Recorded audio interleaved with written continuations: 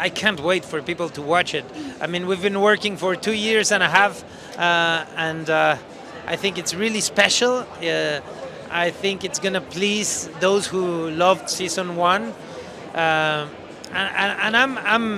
I'm in love with the whole show. I'm in love with the acting. I'm in love with the writing. I think it's a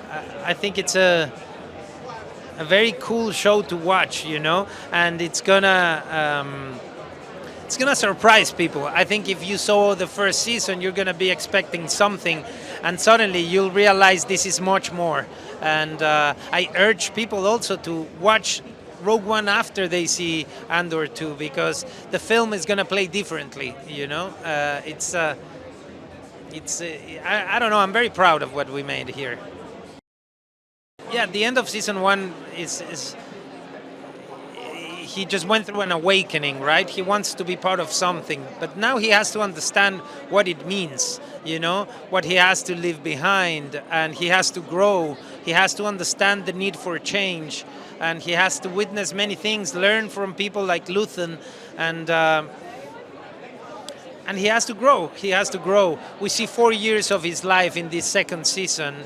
4 years of a very intense kind of like journey, and he has to understand what he's capable of. He has to start believing in himself. But also he has to understand what he's gonna have to leave behind. What that sacrifice means, what fighting for the cause means, what a revolution means. I don't know. It's not challenging because I'm working with great material. The writing of Tony Gilroy is something special. It's full of complexity. There's so many layers, and this long format allows you to explore on that.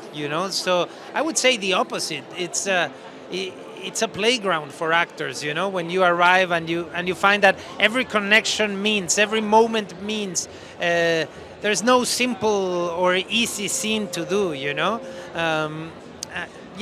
it's. I don't know what I'm gonna do after this, I think I think we were very lucky to work with such interesting material. Yeah.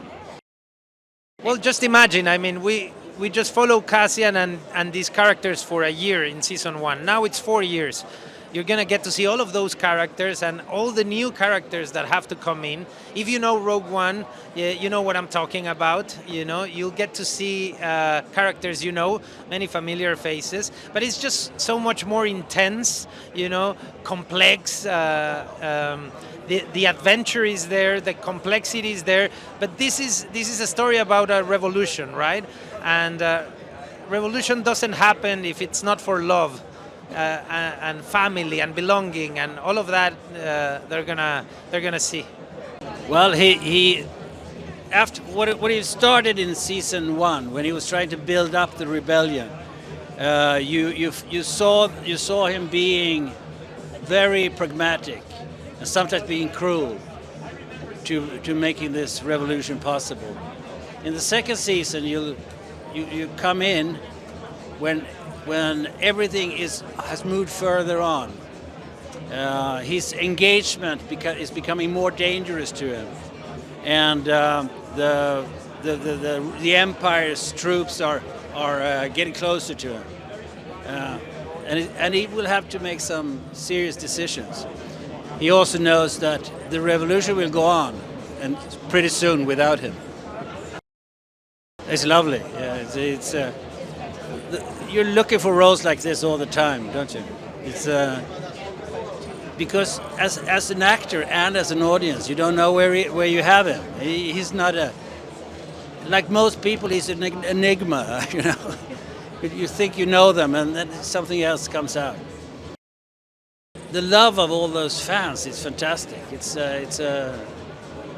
And if they like this show, it's a more complicated show than the previous ones, and it's very interesting, and I think it gives you hope for people if they like it. It was amazing coming back to it because I knew that it worked. I knew that the writing would be just as good, if not better. I knew that everyone was invested so much more in it. So it felt really easy to come back. And she was wearing some new shoes this time too, so it was really nice to see Dedra in her homewear. I mean, that's when you really see the power of like the team around. Like, you can have the best actors in the world, but if you're stepping onto something that doesn't feel real, then you struggle, you know. But we were so lucky, so lucky. I mean, Luke Hull is a genius, and then Michael Wilkinson with the costumes, Emma Scott with the hair and makeup, and their teams. They're legends. Like, I'm very proud to be part of it.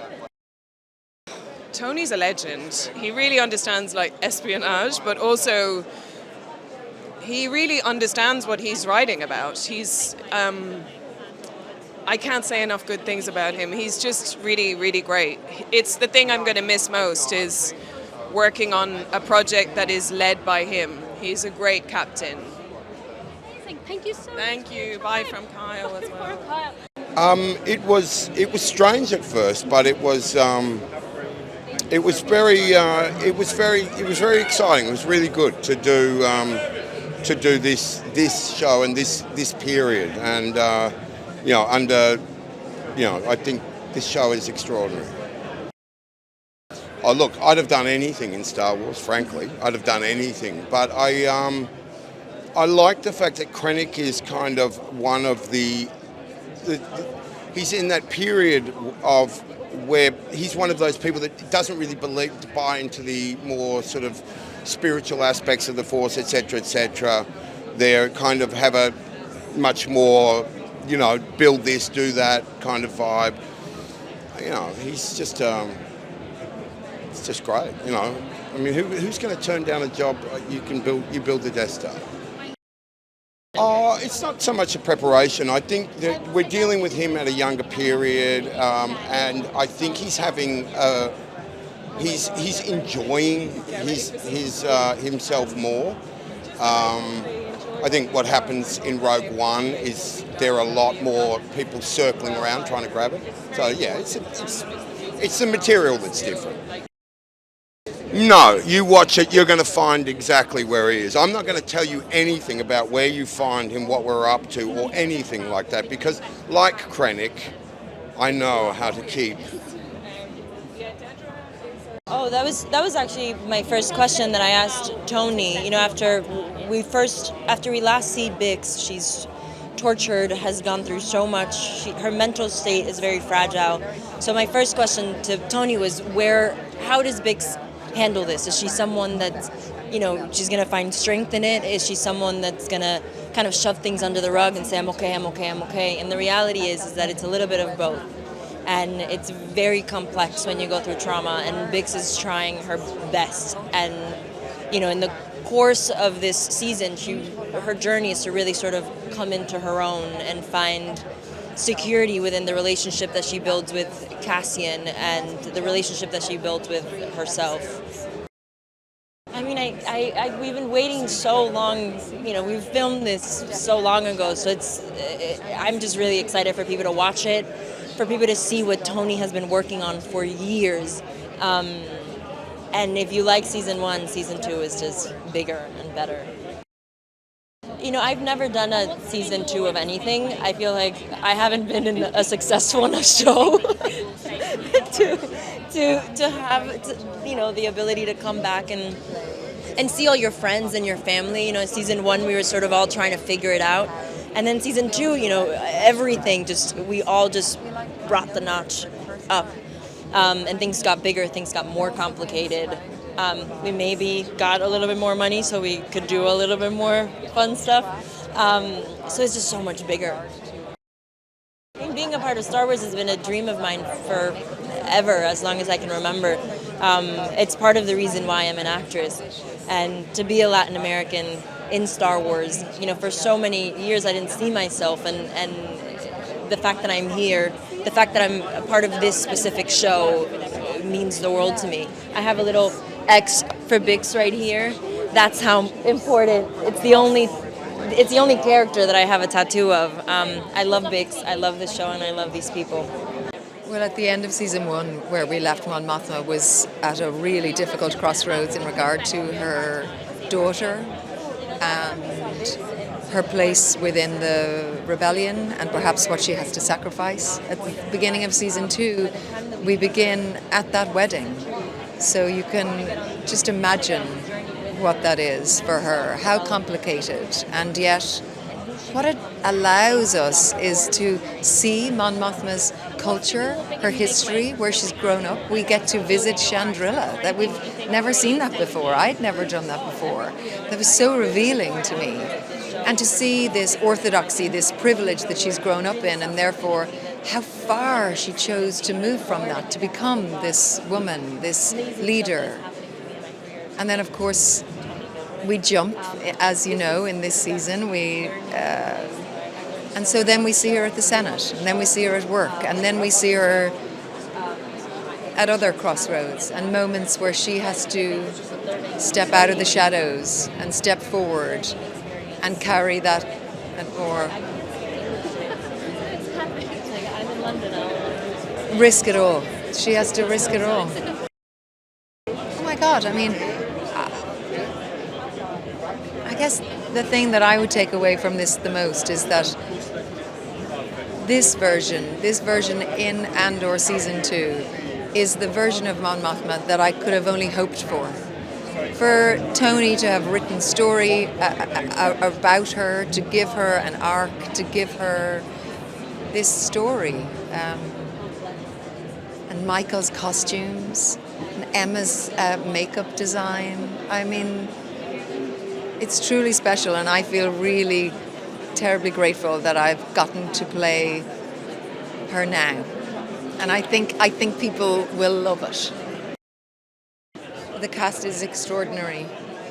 Everybody, every one of those actors, truly special. A depth of talent within the cast, but also with the artists that surround us, with the costume designers and a designer and the makers, with the craftspeople building the sets. I remember one day walking onto set, and there was a lattice in one of the sets, and behind it there was this scene.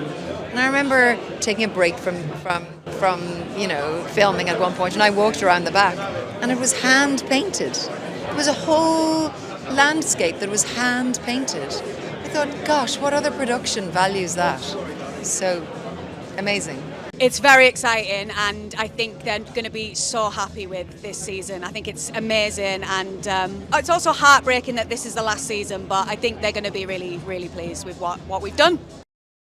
Yeah, I can't say too much, but what I can say is we'll pick back up with her and Cinta, and we'll go through the sort of rebellion with them two, and we'll also see her and Mon together as well.